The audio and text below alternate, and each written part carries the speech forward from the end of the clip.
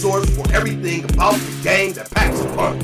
Undisputed. In this action-packed podcast, we'll dive into the electrifying world of the Undisputed Boxing League, bringing you the latest updates, thrilling highlights, and exclusive live interviews with the champions themselves. Get ready to step into the ring of excitement and stay ahead of the game with UBL News.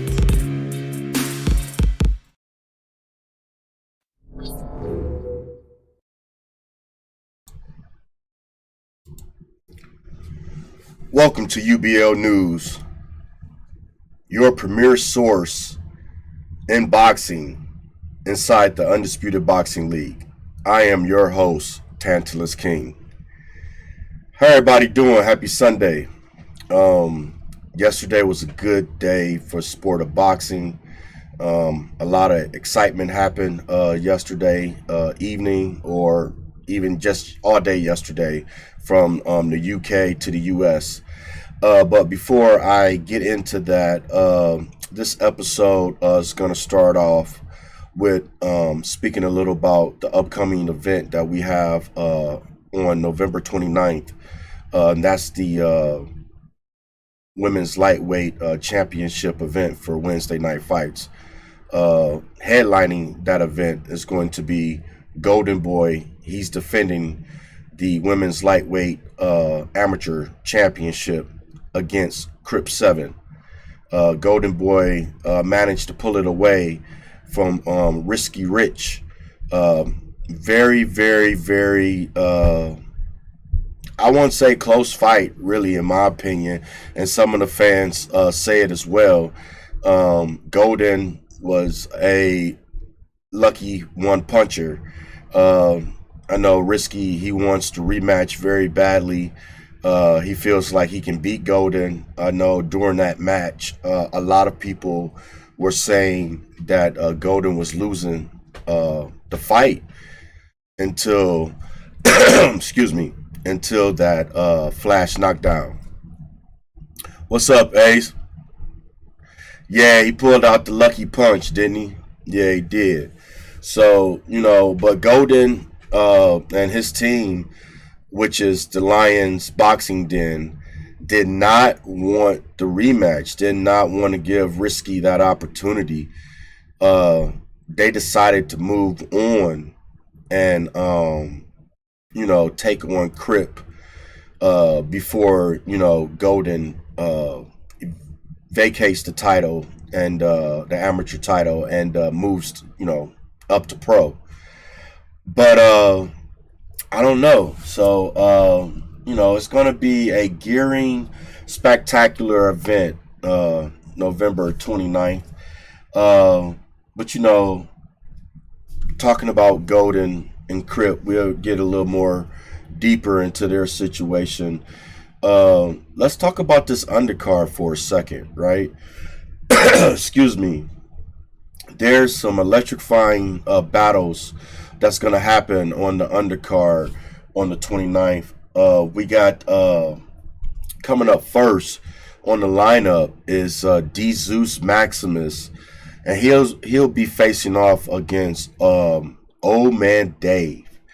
Now, both of these guys are coming off a loss. It's going to be interesting. It seems like DeZeus has been like the gatekeeper, but no luck has shined upon him. He keeps losing very, very badly. Not to say that's not the case for Old Man Dave, but Old Man Dave made some adjustments recently, and he looked very good on his last outing, even though he lost his fight. But he looked very good on that last outing. I just recently learned that he made another change, and that's joining the Lions Boxing Den.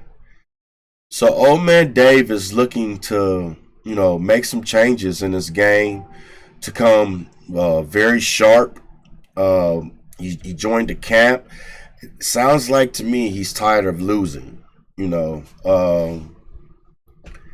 He he don't have nothing to lose, but he has a lot to gain. And same for DM, Jesus. It's a lot to gain for him. I would like to see him move up instead of being a punching bag for the league and newcomers, really, that enters the amateur legacy rating. I would like for him to see him, beat some of those guys and move up. So this bout that's headlining the card first, it's going to be very interesting. These guys got a lot to gain, nothing to lose, but a lot to gain. They done took all the losses that they can possibly take.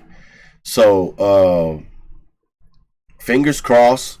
I hope Camp Berger. I can't remember if Jesus is still part of Camp Berger or not, but I think he is. I hope Camp Berger is training him very well for this fight. I know Mike Glove from the UBLNews, he's out on them streets, right? Came back to the news station. He reported back and said that, he visited the Lions boxing den. And old man Dave and Sawdust has been working. And old man Dave has been looking very sharp. Very sharp. People are going to be surprised. Not the old man Dave that we are used to seeing. And really, as a promoter, I wear many hats, of course, but still, as a promoter, that really kind of makes me feel great. Makes me look forward to seeing old man Dave's performance come fight night. I know he's planning to come and show up and show out. Didn't really get too much detail from Mike Glove about the training camp. They closed the doors when sparring sessions started, from what I understand. But just warming up on the pads and hitting the punching bag, Mike Glove said that old man Dave is looking sharp. I mean, he's looked like he done stacked on some power. He definitely is more ripped than usual, so the muscle is there. And let's see would that help him and carry him to the victory come the 29th. It's going to be a very interesting fight. It is an amateur fight. It's a 6-round fight. But it seemed like old man Dave is starting to, take the edge on this one. Now, will he become the favorite? I don't know. But he has started to make some changes with his boxing regiment, with his camp, because he wasn't part of he was part of Camp Berger, but he no longer is part of Camp Berger. Old man Dave, he got a new manager, he got a new team, and it looks like he's sticking with it, and now he's going against his old camp, which is Camp Berger.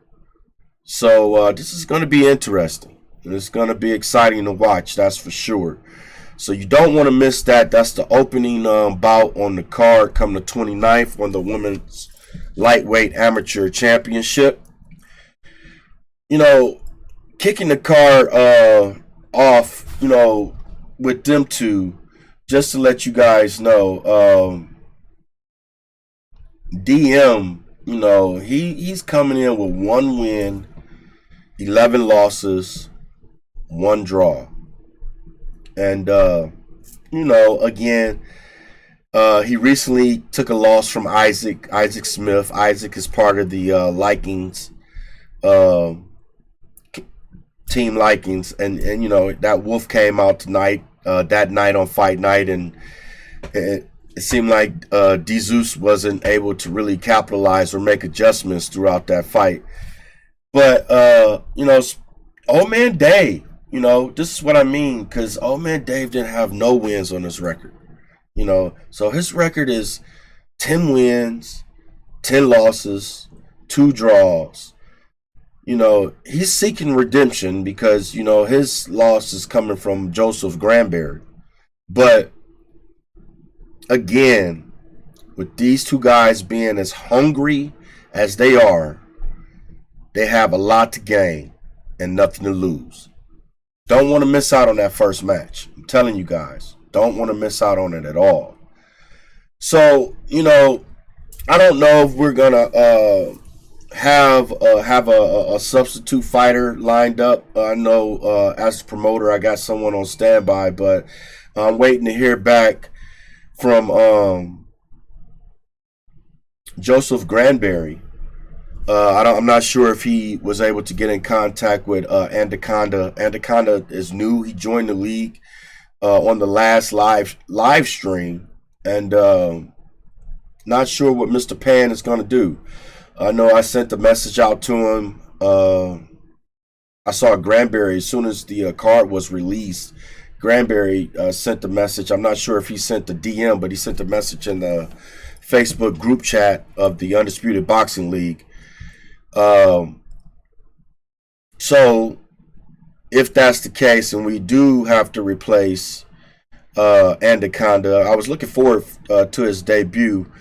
But before I get to talking about Anaconda a little bit more, I think it'd be a good replacement if Granberry fights Ricardo. So Ricardo is on the is the substitute fighter. Just trying to give Anaconda a little more time, but I'm waiting to hear back from Granberry Joseph and see what he has to say. But like I said, Joseph Granberry, he beat Old Man Dave, dominated him. Feeling very good. He was in the Undisputed Boxing League group chat on Facebook, calling out other members. I mean, him and Ace Matrix got into a back and forth a little bit. They did go for a spar, and I don't think Ace liked it to spar too well.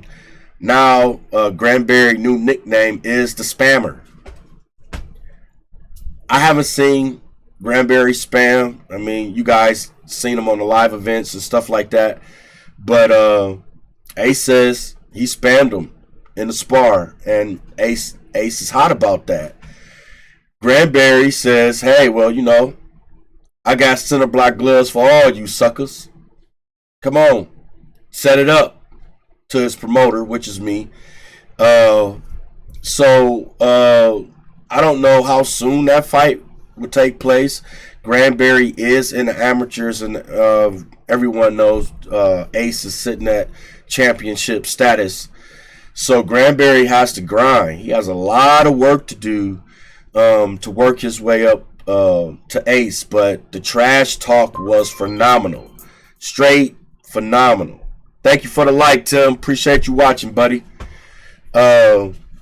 So look out for that on the upcoming future. I don't know if that's going to be a grudge match or if Granberry is going to actually put in the work. I know at the top of the year, mandatory fights will be coming back to the Undisputed Boxing League. So it's going to be opportunity to increase those W's, So I know everybody's intrigued for that. Will Granberry pull it off? Does he have the grit? Does he have the heart? Well, he has Anaconda to get past him right now. That's if Anaconda is not too scared to make a debut in the Undisputed Boxing League. He did sign the contract with the promoter on the last live stream, but after that first day he was in the chat, seems like he got a little Casper. I don't know if he got scared or if he ended up sparring someone and he just realized that maybe this apple is a little too much to bite off of. But like I said, we're going to give him some time to respond. The contract is out there. But if he don't respond to the contract, and we have Ricardo on standby, Granberry has, his I wouldn't say he's on the road to stardom, but he's kicking the front door, right? He's making a few jabs towards that front door, and taking out the newcomer would give him a opportunity to fight someone just a little more above him. He done took out two people that was on his level, because he's Granberry's also a newcomer to the Undisputed Boxing League, but he done been on a few streams so far. So excuse me. With that being said, hold on, guys.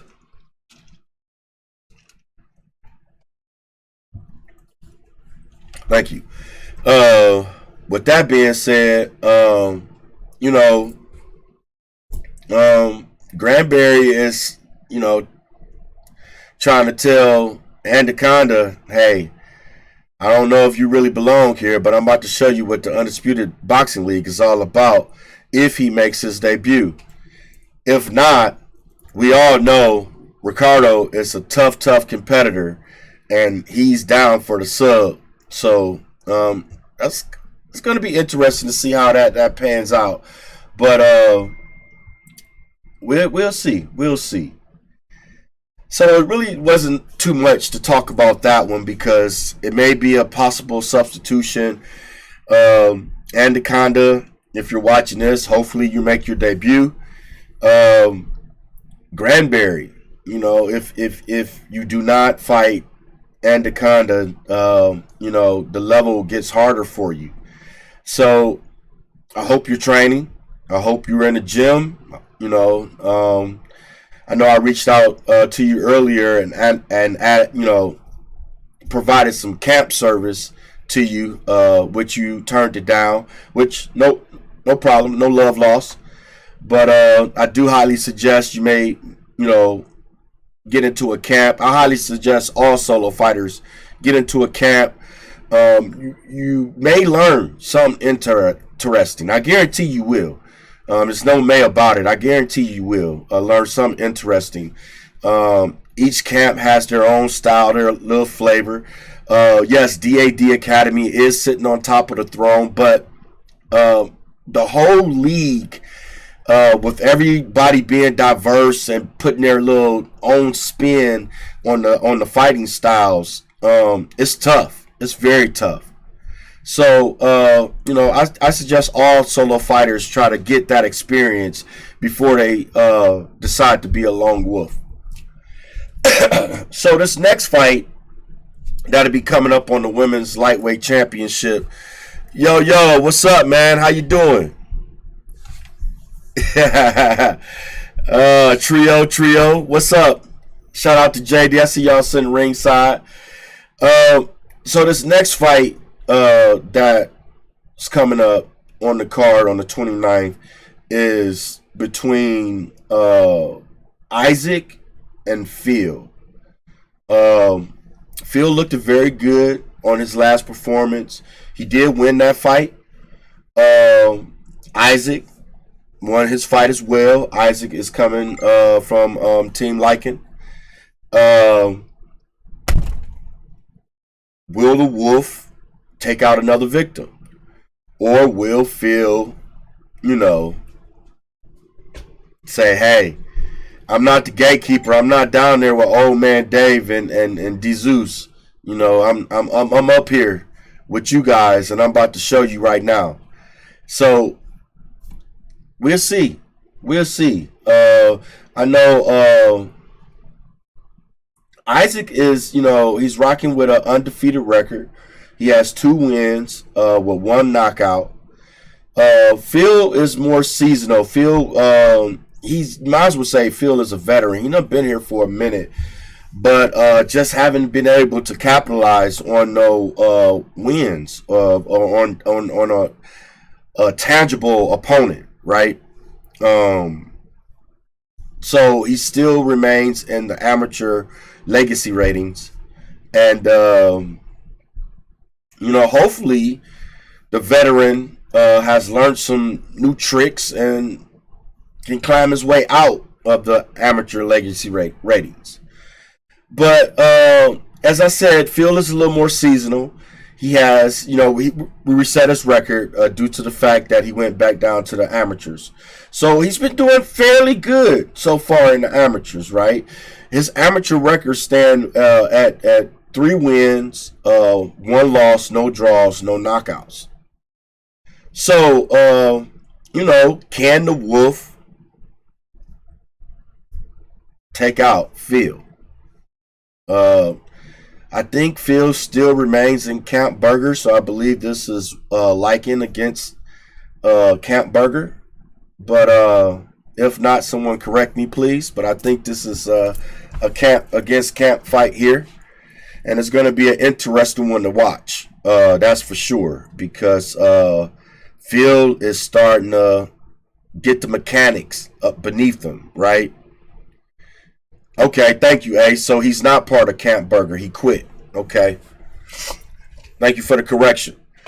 With that being said, it looks like leaving Camp Burger was the best thing for him, because he's starting to get the mechanics. He's starting to get his feet beneath him. His timing, his rhythm. He gets it. I believe this may be a tough one for the Lycan. And that's my guy. That's my fighter, no doubt. Isaac Smith is my fighter. But I know the veteran has learned some tricks. I know Phil Cashmere has been around the block for quite some time. It's time for him to shine. All the spotlight is on him. He has nothing to lose. With Isaac being undefeated, Isaac has to worry about losing his O. Phil has nothing to lose. He done tasted defeat, dusted his knees off, got back off the canvas. Now, he done changed. So expect to see a new Phil Cashmere come November 29th. This fight will start. The card will start at 7 o'clock p.m. Eastern Standard Time. But Phil may be the man to come watch. Isaac been impressive, no doubt. 2-0. He's looking to make a name for himself on the road to stardom. Also, that Wolf, the hooks. I would say this. Isaac has an inside game where his footwork is not really there. It's there, but it's not.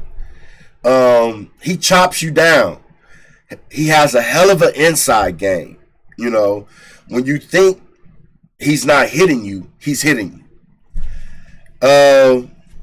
Phil, I don't know. Maybe he'll try to work a little foot movement.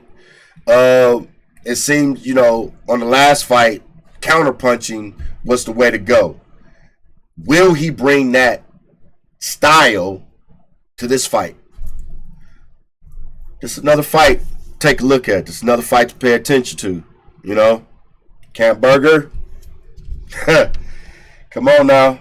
Get it together. All right. So,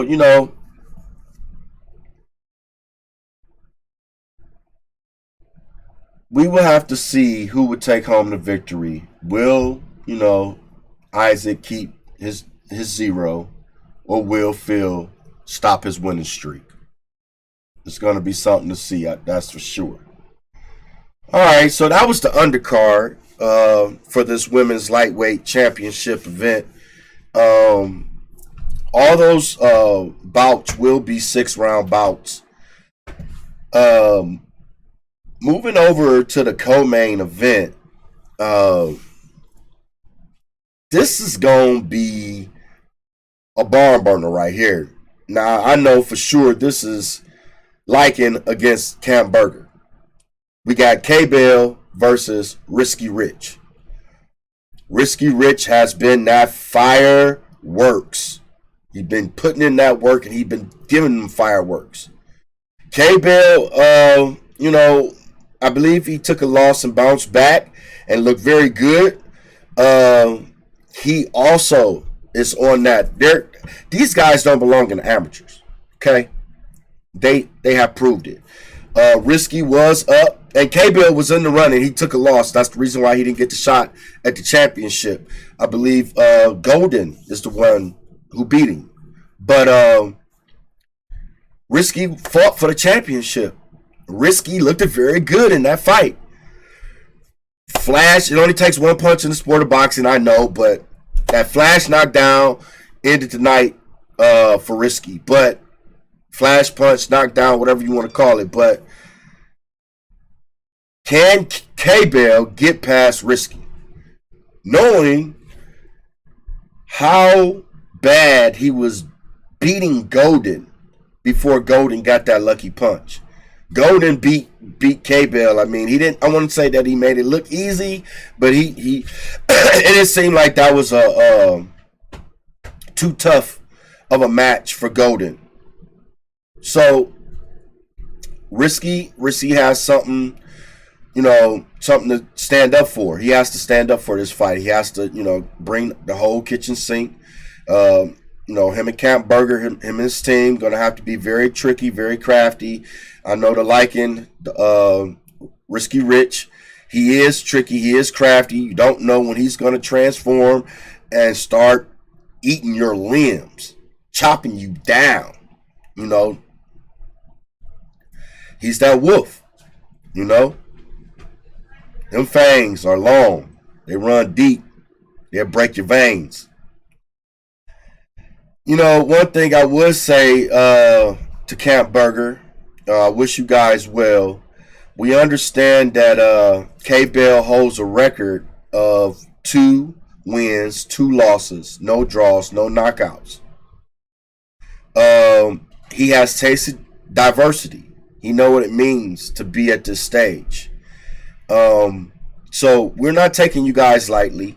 I know Risky has been in training camp. He's been working on some new technique, new strategies. I just hope you guys are ready, because I know we're going to be ready. Risky right now holds a record of 3 wins, 2 losses, 1 draw, no knockout. I do expect this fight to be very gritty, straight out the gutter. I expect Risky to make K-Bell know it from the start. Risky is going to set the tone and pace for this fight. K-Bell is luckily, that's if Risky takes a round off midway through the fight. But K-Bell is probably luckily to win a round. Not to take any credit away from K-Bell. He's an excellent fighter. Excuse me. He's the head of Camp Burger, in my opinion. One of the best fighters over there in Camp Burger. But he has a tall glass of water to drink, to swallow. I don't know. He may get drowned if it goes into deep waters. That's if it gets there. So Camp Burger, hope you guys be ready, because I know Team Lycan and Risky is going to be ready, and it should be one hell of a fight. This is a co-main event that you guys definitely don't want to miss out on, for sure. All right. Started out talking about these two. We're going to get back to it.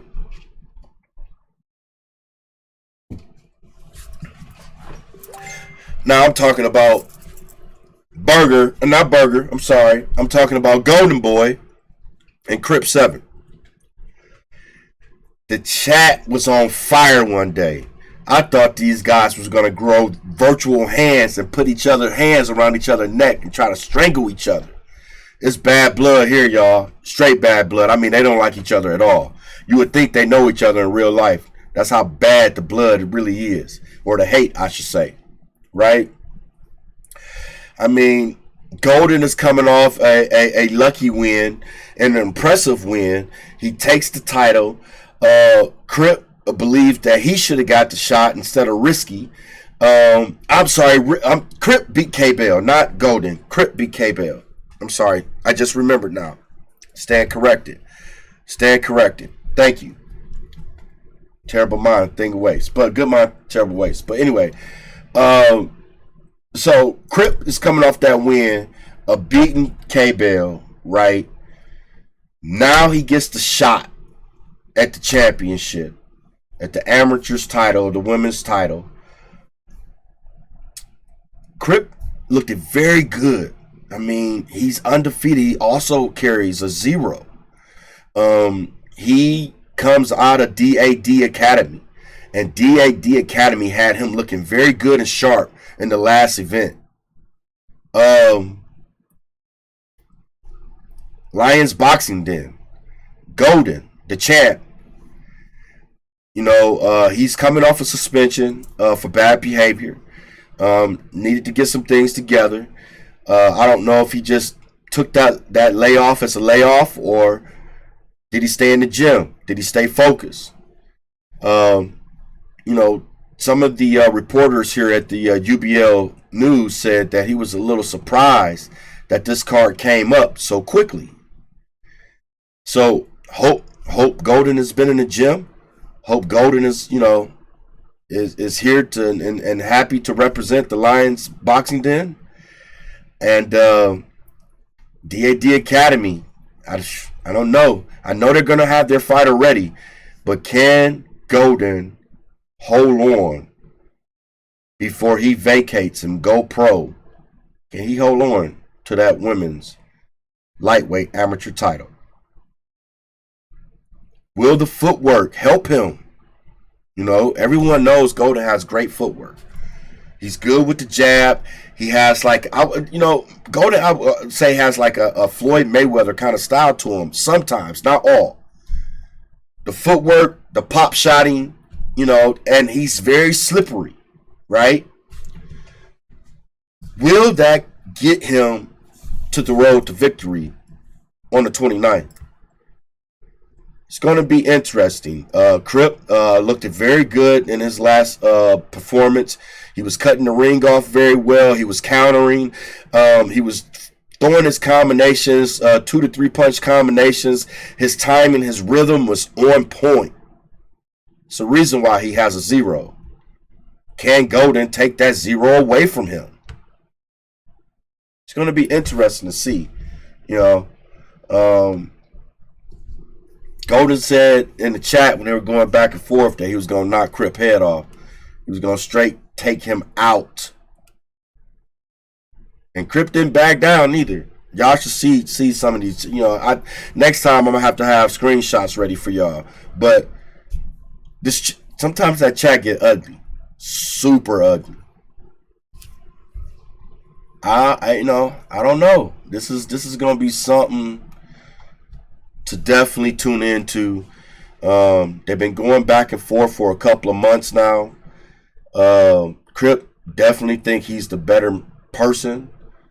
He believes he is the man to be in the spotlight. He doesn't believe Golden and his skill set deserve the opportunity to be in the spotlight. He called Golden a kitty corn champion or something like that. I can't remember, but some of the stuff that was said in the chat was super funny. But yeah, these guys are ready to really take each other head off. David versus Goliath. So this is going to be a bout in a women's, lightweight event that you guys don't want to miss. It is for a championship before both of these guys turn pro. Don't get no better than that, They really don't. This is happening November 29th, 7 p.m. Eastern Standard Time. Buy your tickets now. Clear your schedule. Put this event on your calendar. You don't want to miss it. You don't want to miss it. If you miss the starting bout of the card, at least be there by main event. You got to. On everything. You got to be there by main event. If you don't, you just slipping. You slipping on your pimping. Because this fight, I'm telling you, I don't see it going to the decision. That's how bad they hate each other. This is not one of those fights that's going to be, a fill-out fight in the first 2-3 rounds. I expect Crip to come out slinging bombs,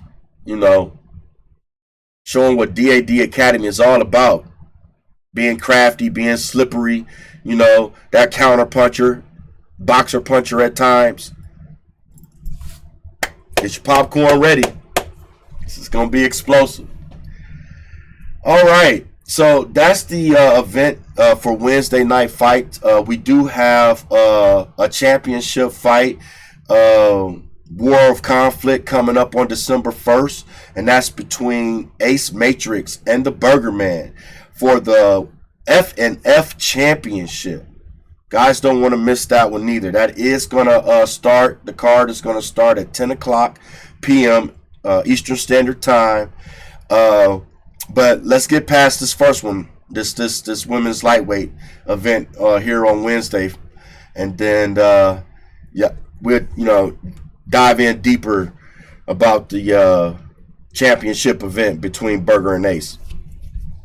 Excuse me. Excuse me.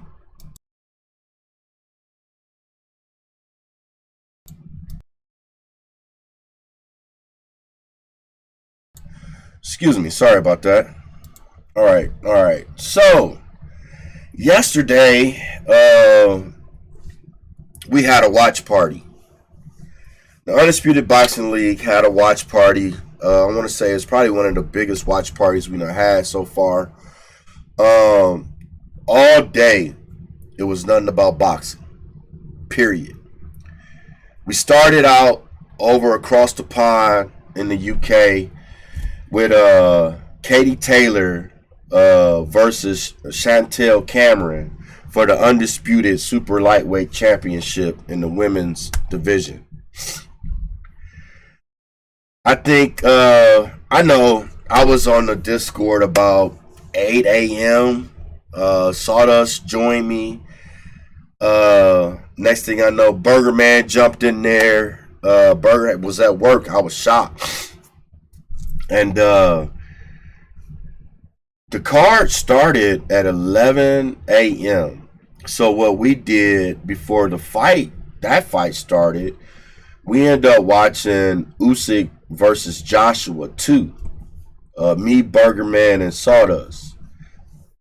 Getting ready to see if, I want to see if Usyk is going to really give Tyson Fury trouble. That's one of the topics the three of us was talking about. I don't think Usyk is going to get past Tyson Fury power, especially if he lands a significant body shot. We saw what happened in Usyk's previous fight. But it's going to be interesting. So that fight, how he broke down the bodybuilder Anthony Joshua, was very technical. I like the way Alexander Usyk used his jab. He is a southpaw. And the way he works his jabs, his jabs have levels. He go high and low. He kind of loops it sometimes. It's really just a range finder. It's just to touch you, to get you, really to get his opponents in a defensive shell. And the whole time while he's doing that, he's looking for the bigger opening. So, we'll see. That's going to be an interesting fight. But after we watched the Anthony Joshua versus Alexander Usyk, we got into the before the bell card of the Cameron versus Taylor fight. And man, that was explosive. We saw two first round knockouts. That card was great. It moved over to the preliminary bouts. Again, more action. Got to be around about 2-ish in the afternoon. I believe that's when I warned my man Sawdust. I said, yo, you got to pace yourself. We got a long day ahead of us.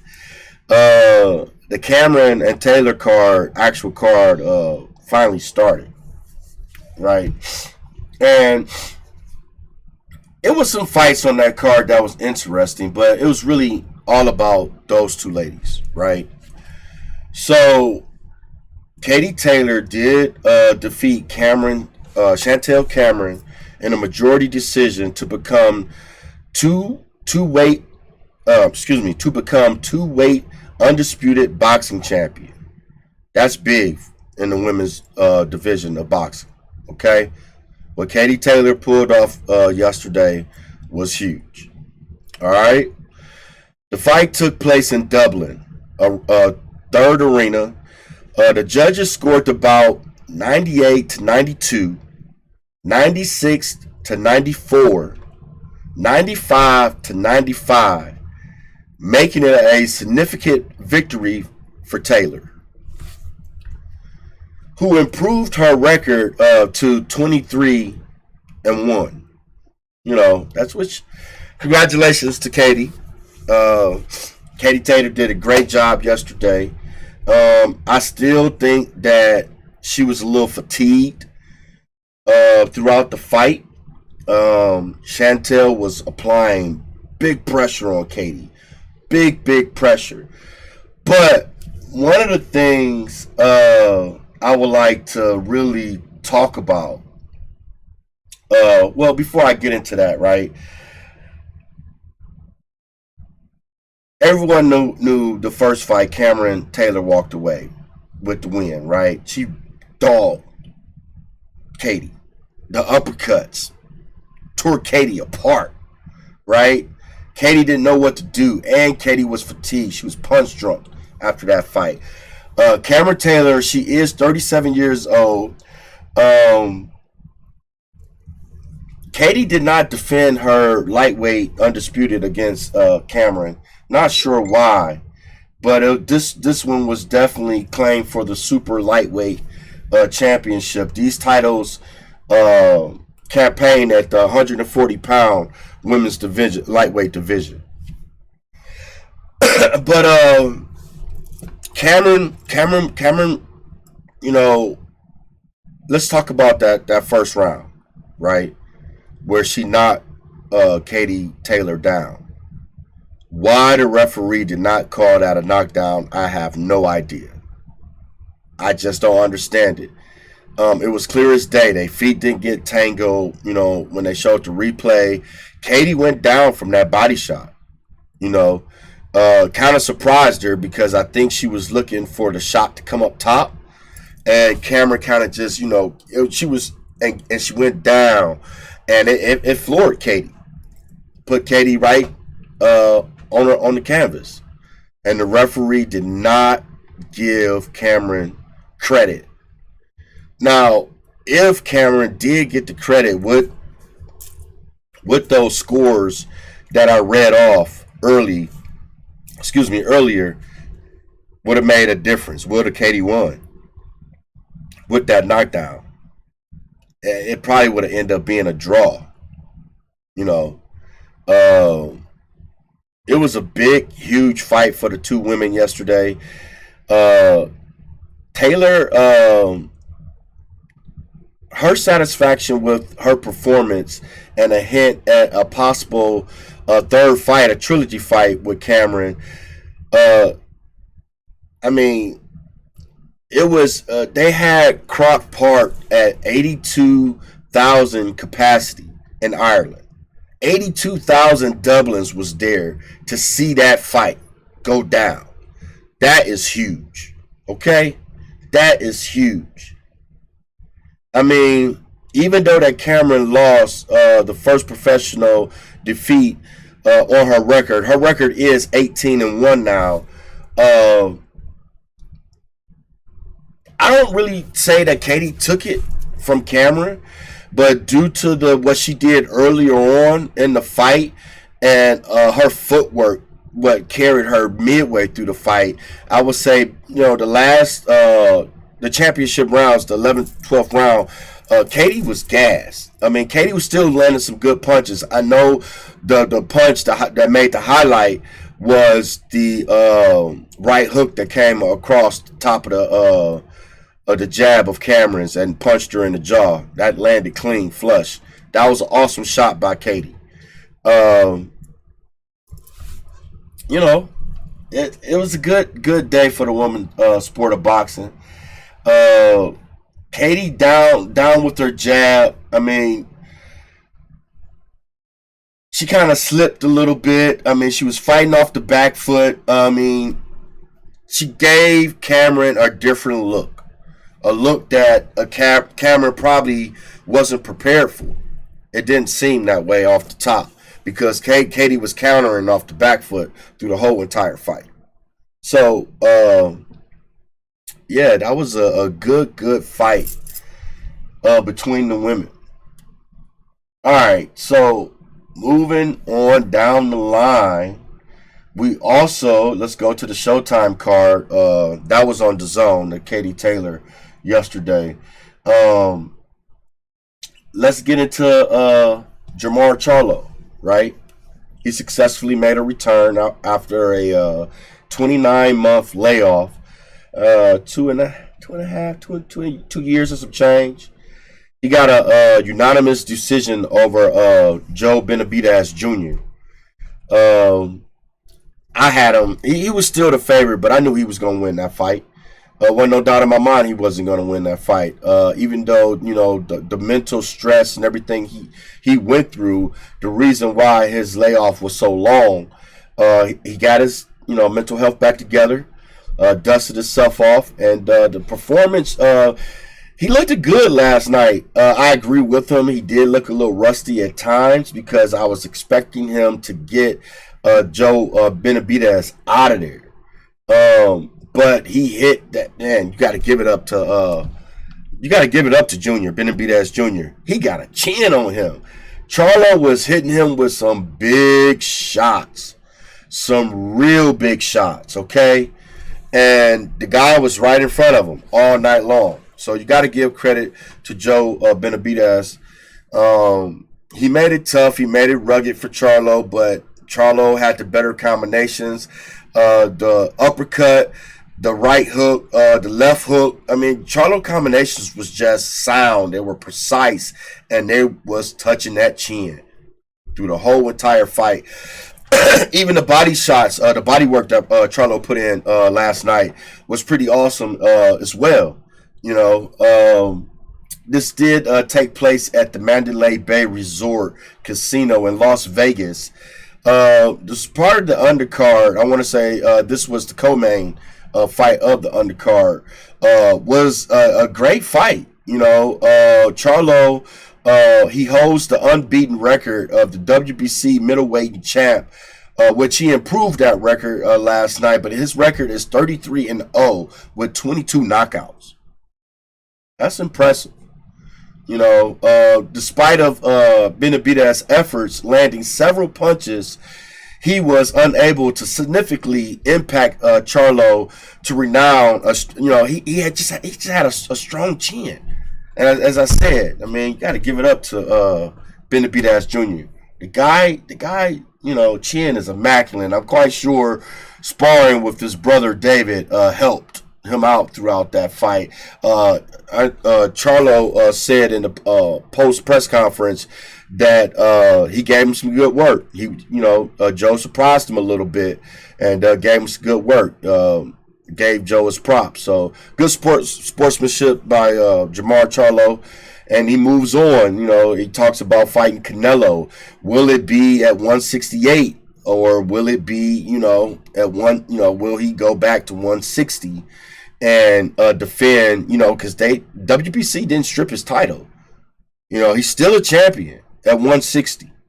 So hopefully we can see him defend that championship one more time before he start taking on maybe Caleb Plant or David Benavidez or Canelo even at 168. I would like to see him fight at 160 again first, before moving on to 168. But speaking of weight, last night Charlo did come in overweight. He weighed in at 166 pounds last night, exceeding the contract weight of 163. It was a catch weight. Charlo really didn't have a long training camp to get ready for this fight, I don't think. So it was hard for him to cut the weight. He didn't make any excuses, but it was hard for him to cut the weight. He said he had only a few minutes left to drop a few pounds, and he said it wasn't really worth it. So I I know probably he took a fine for that. How big the fine was, I'm not sure. But yeah, he came. Charlo is usually very dedicated fighter, all the way around boxer, weight, everything. So I do just believe this, with him coming off the long layoff and them adding this fight to the card short notice the way they did. It's not really an excuse. It's more, hey, I can understand the pros and cons of that, right? But Benavidez, he had his moments throughout the fight. What most impressive thing that we saw last night from Junior was that chin. Hats off to both gentlemen. Looking to see Charlo get back into the ring. His strength, his athleticism, that jab. Everybody's seen him put that jab on Joseph Benavidez last night. It was strong. He dropped J-Rock with that jab. That jab is very powerful and helps Charlo carry himself throughout his matches. Helps him set up the overwhelming power throughout his exchanges. All right. So let's get to it, right? David Benavidez versus Demetrius Andrade, the Mexican monster. What should I say? Where do I start? First, congratulations to Boo Boo, Demetrius Andrade. He tried his best last night. He came out looking very good with that orthodox style of his. The inside game, I didn't really realize. I was on a Discord with a few other guys, and Vlad told me, he was like, this guy can fight, and I didn't really give Boo Boo Demetrius Andrade any chance against the Mexican monster David Benavidez, but he surprised me, especially the first 1 to 3. The first 3 rounds, those body shots and the way he was protecting himself, that uppercut in the middle, he made it awkward for David Benavidez last night. Made it very awkward in the first 3 rounds. But then came the fourth.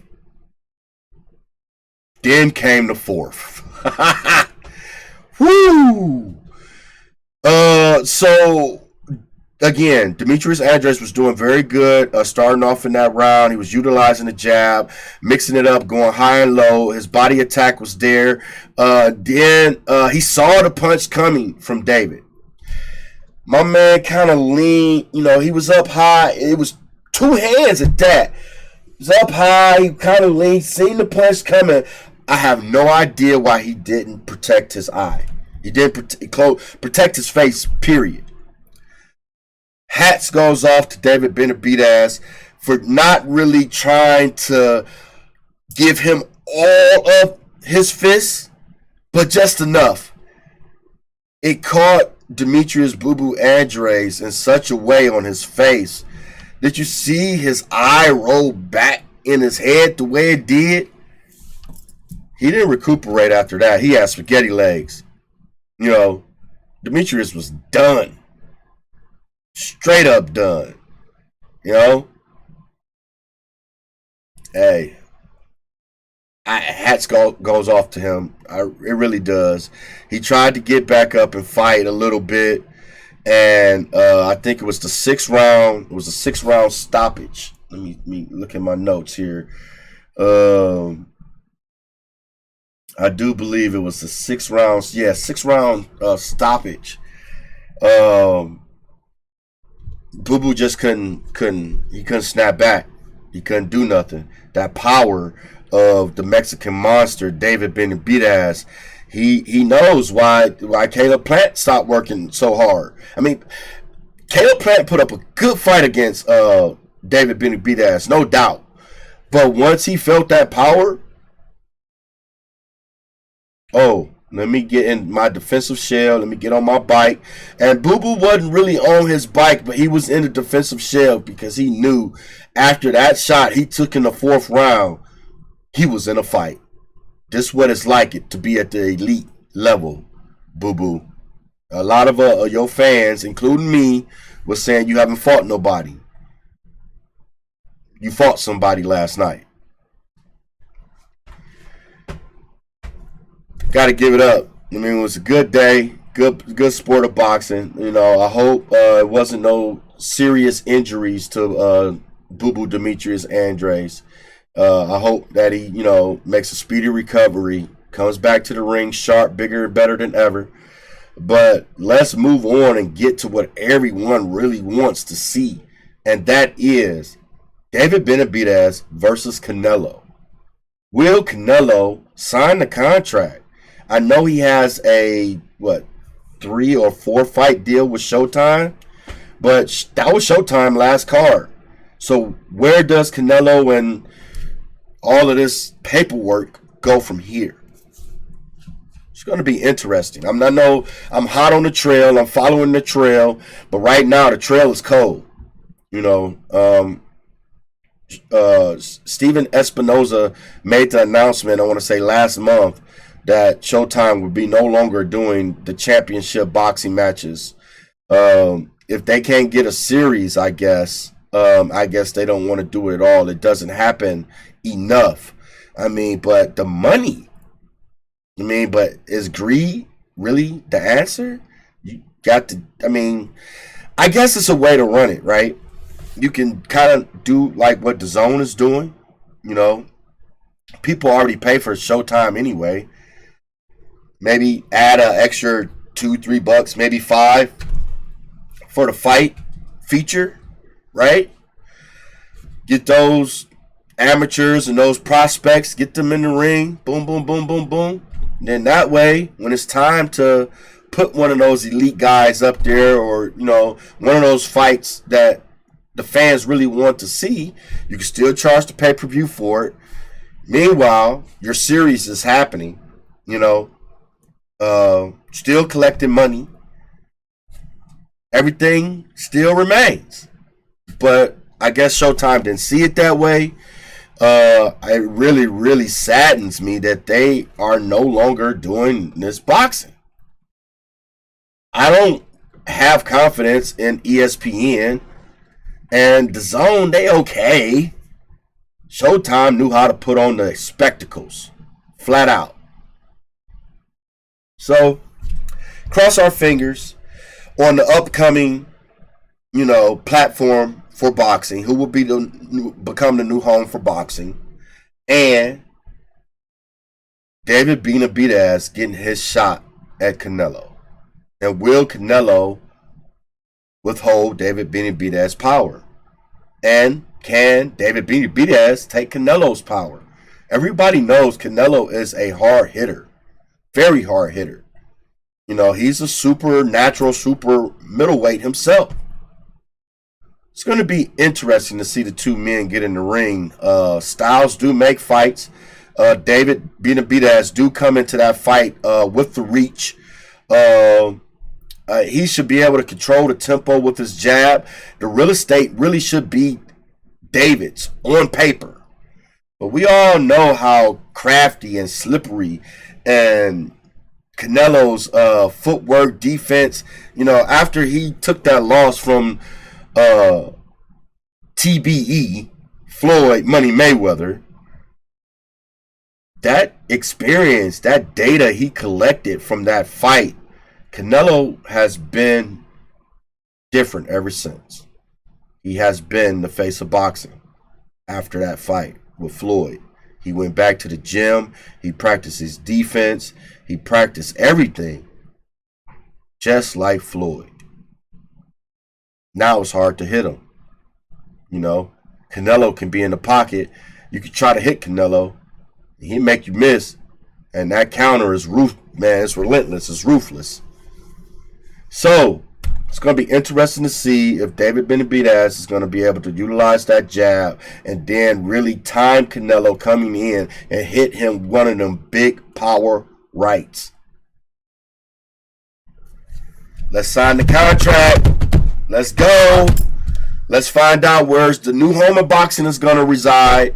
And let's get this big fight going. We got Ryan Garcia December 2nd coming up. And then we got the Day of the Reckoning. You got Joshua and Deontay Wilder doing their thing over in Saudi Arabia. Boxing is well alive. It's still here. Speaking of Saudi Arabia, they also bought Undisputed. We all know they are not afraid to spend money. It's nothing but money over there. So let's keep our fingers crossed. It looks like, Saudi Arabia is going to pick up a fraction of the sport of boxing. They definitely has picked up this undisputed boxing game that we've been playing since January 31st of this year. Let's keep our fingers crossed. Let's stay optimistic. Money is no virtue now. So hopefully Saudi Arabia has a good team of nerds, geeks, developers that can get Undisputed fixed online, give us the career mode that we've been waiting for this fall. My man Sawdust told me earlier that they said on the Discord that they're going to push the update back. They implemented some stuff, but it threw some other stuff off. So they need to fix that. So hopefully we should get the update by late December. Fingers crossed. Hopefully no later than the first of the year. I know that's not what you Undisputed fans wanted to hear, but that seemed like that's how the cookie is crumbling. Well, I want to say, ladies and gents, this is Tantalus King. This has been a enjoyable UBL News podcast today. And stay locked and loaded for this Women's Lightweight Championship here on the 29th. It's going to start at 7 o'clock p.m. Eastern Standard Time. Come join us. This is going to be a night that you don't want to miss out on, and it's going to be a night that you will remember. Golden Boy versus Crip 7 for the Amateur Women's Lightweight Championship. Tantalus King, UBL News, signing out.